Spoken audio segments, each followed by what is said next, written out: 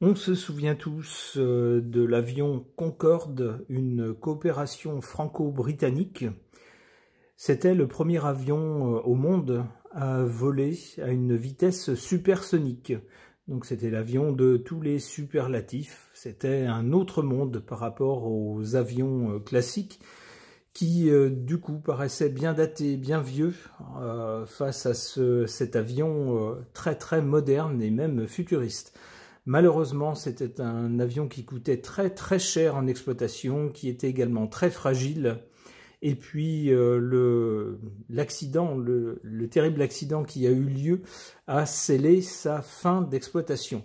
Depuis, pas d'avions commerciaux supersoniques, mais il semblerait que les choses changent bientôt. Pourquoi? Eh bien, on a cet article qui nous dit: un avion supersonique non militaire a atteint Mach 1,1 pour la première fois depuis l'arrêt du Concorde. Il s'agit d'un avion qui s'appelle Aurora Mk2, qui a été testé, et c'est l'avion d'un fabricant de Nouvelle-Zélande qui s'appelle Dawn Aerospace. Alors on nous dit donc que cet avion est maintenant, en tout cas dans sa version test, opérationnel, et ça fonctionne. Alors ça pourrait signer le retour des avions supersoniques. Alors pour pouvoir le comparer aux performances du Concorde, j'ai ressorti la fiche du Concorde.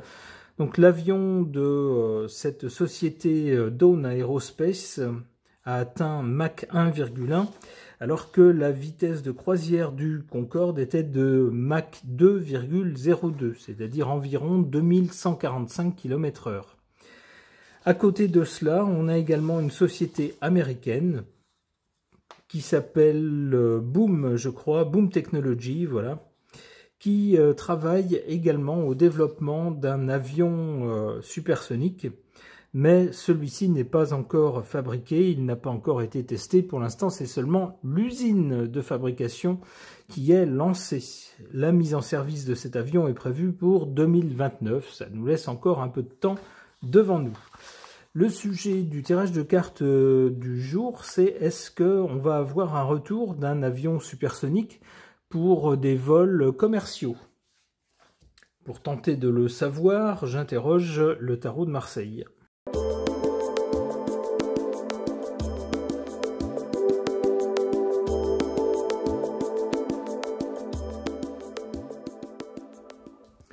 Que suggèrent ces cartes au sujet d'un possible avion supersonique, un ou plusieurs, pourquoi pas, à l'avenir, alors qu'on avait dans le passé le Concorde qui a cessé d'être exploité et fabriqué suite à un terrible accident. On a ici du côté de l'intention de départ, on pourrait dire, du côté du passé, le Soleil. Alors c'est sûr qu'avec un avion tel que le Concorde ou n'importe quel autre avion supersonique, il en ressort fatalement un certain prestige. Lorsque vous mettez, je ne sais pas, 6 heures par exemple, pour faire un Londres-New York avec un avion classique, et que là en 2 heures vous avez fait le vol, eh bien vous avez un certain prestige. Ça vous met dans une classe à part, c'est certain. Vous jouissez également d'une certaine aura. Au-delà du prestige de l'avion lui-même, ça montre aussi la capacité de ces sociétés et donc de ces pays à produire quelque chose d'une technologie avancée et à maîtriser cette technologie. Alors ça, on voit que c'est du côté du passé, puisque en effet, ça a été le cas pendant un moment pour la France et le Royaume-Uni, mais cet avion, maintenant, le Concorde, n'est plus exploité. Pour le présent, on a cette carte de la justice qui fait penser à tout un tas de choses légales. Lorsqu'on veut lancer une société pour fabriquer ce genre d'avion, ben ça ne se fait pas comme ça. Il faut d'abord avoir des ingénieurs compétents, il faut se constituer en société pour fabriquer cela, il faut déposer des tas de brevets, il faut aussi avoir des sous-traitants compétents. Alors par exemple pour les moteurs, on sait que les moteurs sont fabriqués par exemple par Rolls-Royce ou par d'autres Hein, il peut y avoir d'autres fabricants, mais il faut qu'ils aient des moteurs adaptés au projet. C'est un projet qui doit être étudié dans ses moindres détails.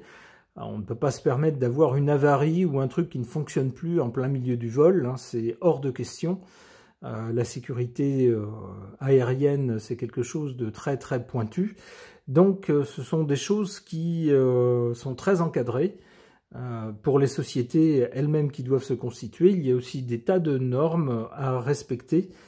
Et tout cela fait qu'on ne peut pas se mettre à fabriquer un beau matin un avion pour le vendre l'après-midi.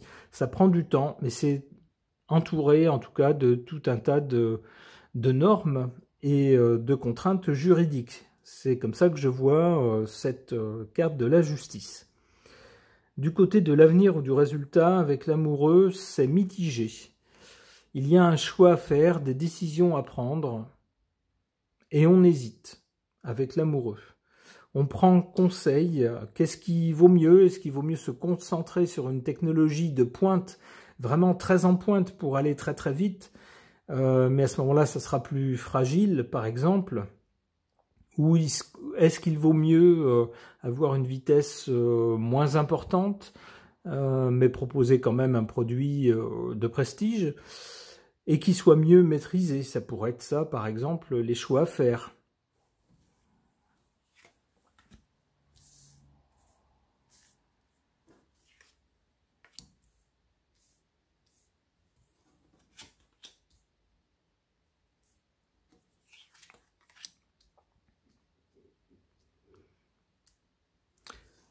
Alors, en carte favorable, on a le monde. Le monde tendrait à nous parler d'une réussite. Donc, ça tendrait à nous dire qu'au moins un des deux projets en cours, une des deux sociétés qui fabriquent ou veulent fabriquer un avion supersonique, y parviendra. C'est sur la carte du présent, donc j'aurais tendance à penser à la société néo-zélandaise qui fait déjà voler son appareil. Et le fait déjà voler à plus de 1 Mach 1,01 plutôt. En revanche, en carte défavorable, on a cette carte de l'étoile. L'étoile, c'est la protection et la certitude que les choses iront bien, que tout va s'arranger. Ici, c'est en position défavorable. Attention donc, il y aura peut-être quelques déboires ou quelques moments de malchance par rapport à ces avions. Ben oui, c'est quand même une technologie un peu spéciale. Il faut quand même, c'est autre chose que de mettre 4 tôles ensemble et puis un machin qui tourne pour faire avancer l'avion et puis des roulettes en dessous. C'est un peu autre chose. Là, on atteint, on nous dit dans l'article de présentation que l'avion, pour son test, a atteint les limites de l'atmosphère, de certaines couches de l'atmosphère. C'est donc pas rien. On n'est pas à l'abri de mauvaises surprises, c'est ce que nous dit cette carte. Donc, du côté de l'avenir, après des choix à faire, des délibérations sans doute, on aura un jugement qui va tomber. D'accord, lequel? Aïe, avec la Maison Dieu, il semblerait que ça ne soit pas pour tout de suite. Maison Dieu nous parle d'un écroulement ou d'un événement soudain, un effondrement ou une explosion, quelque chose de cet ordre-là. Alors, ça sera peut-être pas l'avion lui-même qui va exploser, mais ça pourrait être par exemple la société qui financièrement n'aurait pas les reins assez solides et qui pourrait pas assurer finalement la fabrication et la commercialisation de ces avions. Ou ça pourrait être la société qui parvient à en fabriquer quelques-uns, mais ne parvient pas ensuite à en assurer l'entretien par exemple, et puis donc suite à ça soit contrainte de fermer ses portes. Ça pourrait être ça. Ça pourrait être l'avion lui-même hein, d'ailleurs aussi qui ait des soucis, des déboires. Mais en tout cas cette carte n'est pas favorable. Une dernière. Le mat, bon, ça pourrait être qu'il y a eu des négligences ou certaines choses qui auront été faites n'importe comment, en dépit du bon sens avec le mat, et qui expliqueront peut-être la déroute soit de cet avion, soit de l'entreprise qui la fabrique. Le mat peut nous dire aussi que certains iront voir ailleurs, se diront non, cette société finalement c'est pas sérieux, ça va pas. Eh ben tant pis, on va mettre nos œufs dans un autre panier. Ok. Pour tenter de savoir si à l'avenir on aura à nouveau des avions commerciaux supersoniques, comme ce fut le cas avec le Concorde franco-britannique, puisqu'en ce moment il y a une société néo-zélandaise qui a fait voler un avion test à plus de 1,01 Mach, et puis qu'il y a une société américaine qui projette également de fabriquer un avion supersonique. J'interroge, pour tenter de le savoir, cet oracle Keeper fin de siècle.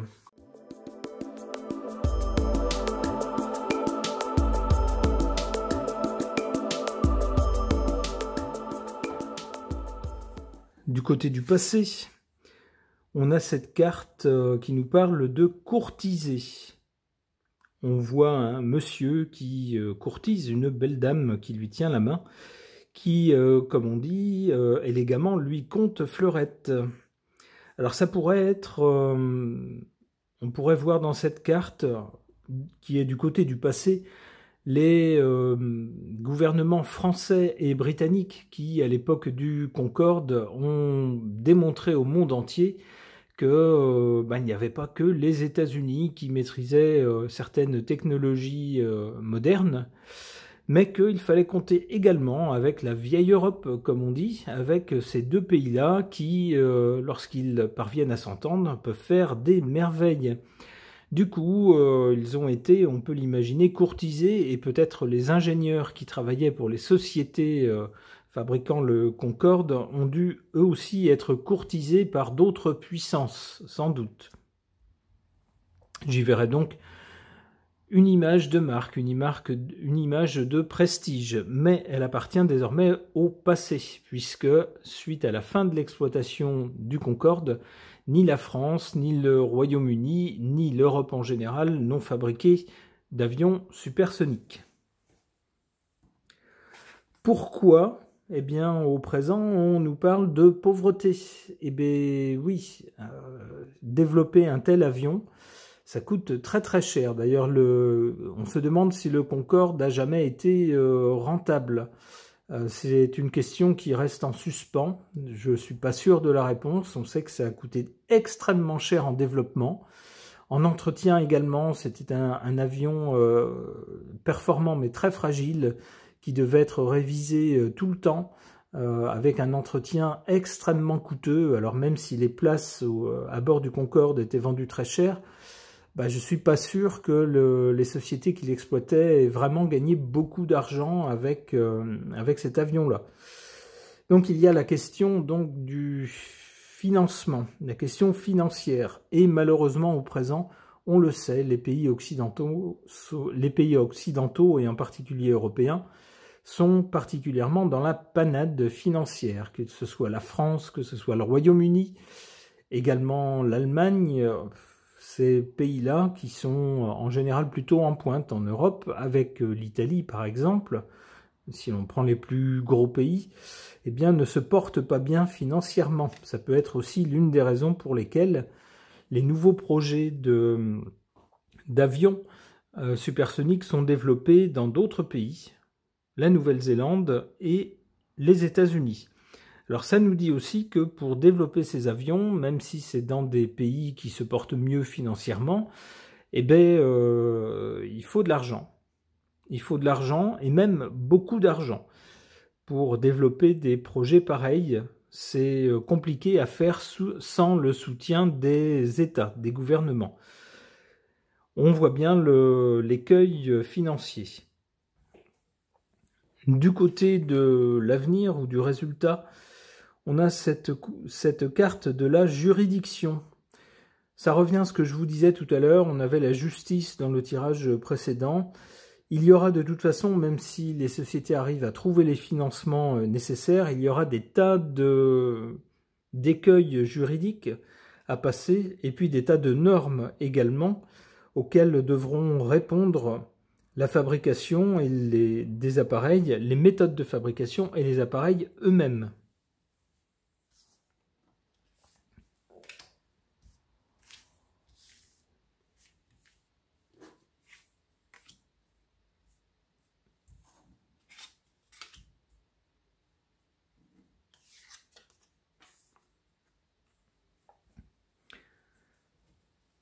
En carte négative, défavorable, la jeune fille riche. Ça fait penser à ces enfants, vous savez, qui naissent avec une cuillère en argent dans la bouche, on pourrait dire.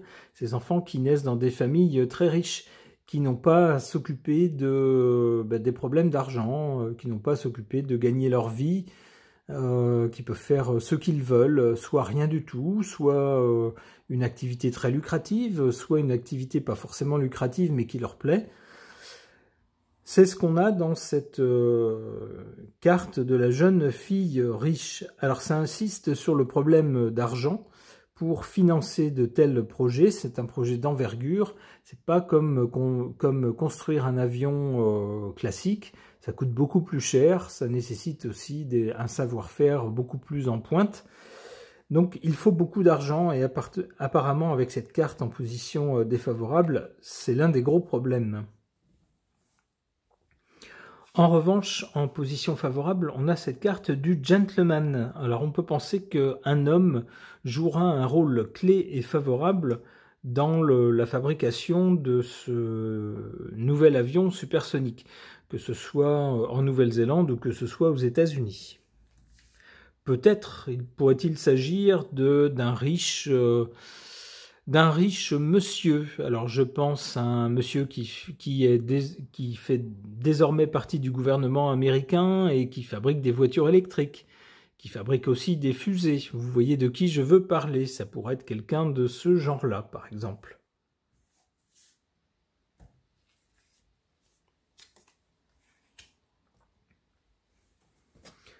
Du côté de l'avenir, donc, après le côté juridique, qui représentera une étape importante apparemment, on a une bonne dame. Alors après le gentleman, on pourrait avoir une dame qui intervienne en faveur de ce projet. Ça pourrait être une femme d'un gouvernement, par exemple, qui voit dans ce projet, même si c'est une société privée, quelque chose qui pourrait apporter un prestige national, donc en faire une cause nationale. Ça pourrait être ça.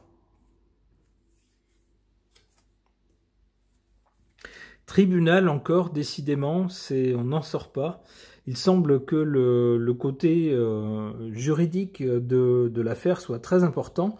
Peut-être y aura-t-il un problème avec les normes ou, alors peut-être pas forcément un problème, mais une étape importante.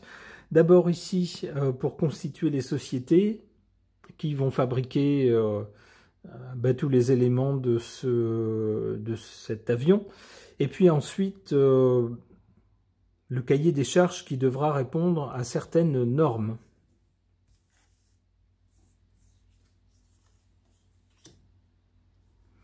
On a quand même le cadeau ici. Le cadeau, ça nous annonce quelque chose de très positif. Alors on peut penser que c'est pas gagné, on le voit, il y a plusieurs étapes. Les finances d'abord, le côté juridique ensuite, mais ensuite on a cette bonne carte, cette carte du cadeau. Donc on peut avoir, je pense, bon espoir qu'un avion supersonique, alors quel que soit le pays où il sera fabriqué, refasse son apparition dans le ciel, alors peut-être des États-Unis ou de Nouvelle-Zélande, mais on l'espère aussi d'Europe. Ce tirage est maintenant terminé, merci de l'avoir suivi.